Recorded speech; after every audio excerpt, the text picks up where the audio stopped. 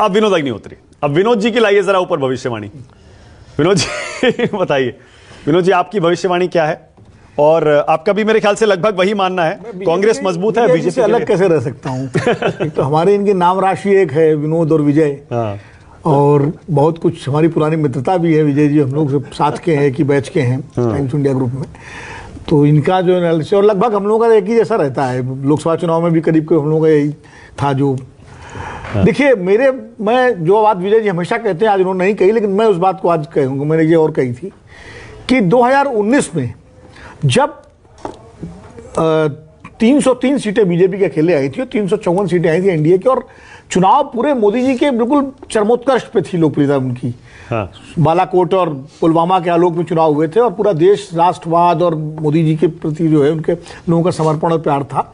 और उसके 2-3 महीने बाद चुनाव हुए थे हरियाणा के, जैसे अब हो रहे हैं।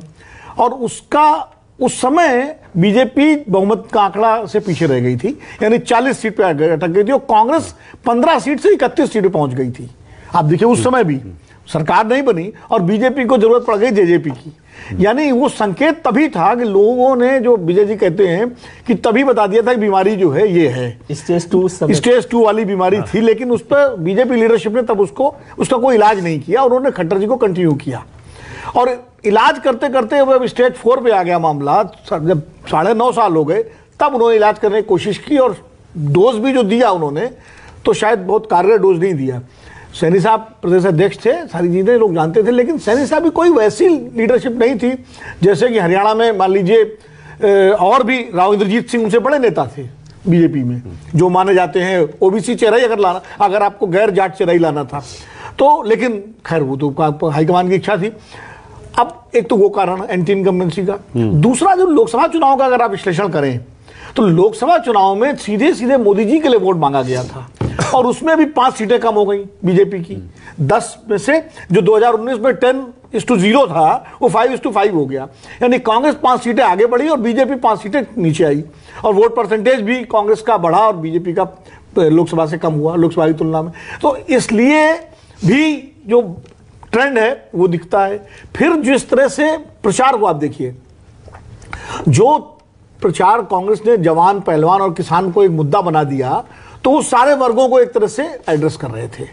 और कास्ट पॉलिटिक्स में मान लीजिए जाट, दलित और मुस्लिम और अदर उनका जो अपना वोट बैंक है वो मिला करके काफ़ी एक मजबूत कॉम्बिनेशन बनाने की कोशिश की। संजय जी बेहतर बताएंगे, यशवंत भी, ये लोग जो आंकड़ों के बाजीगर हैं, हम लोग इस पर इतना नहीं जानते इन चीज़ों को, लेकिन ये फैक्टर थे।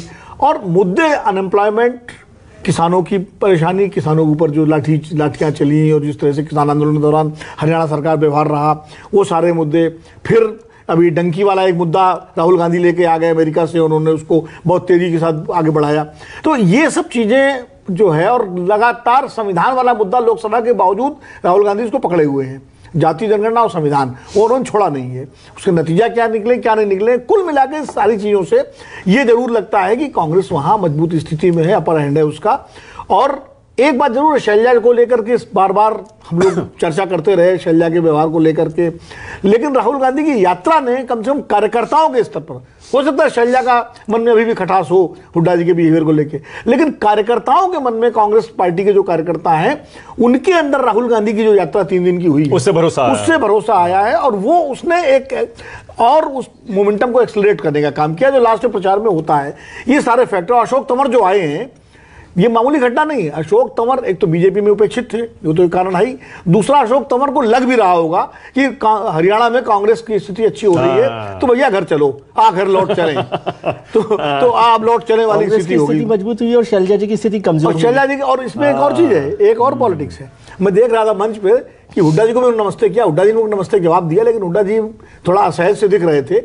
मुझे लगता है राहुल गांधी की एक पॉलिटिक्स भी है कि थोड़ा सा बैलेंस और बेहतर हो जाएगा अशोक तंवर के आने से। शैलजा, अशोक तंवर, हुड्डा, रणदीप सुरजेवाला, तो जो एकाधिकार किसी एक नेता का एक तरह के वोट बैंक पर वो ना हो, वो नहीं होना चाहिए। तो ये एक बैलेंसिंग एक्ट भी है। अच्छा, कुछ सीटों को लेकर कुछ करना चाहेंगे आप, विजय जी आप या विनोद जी आप?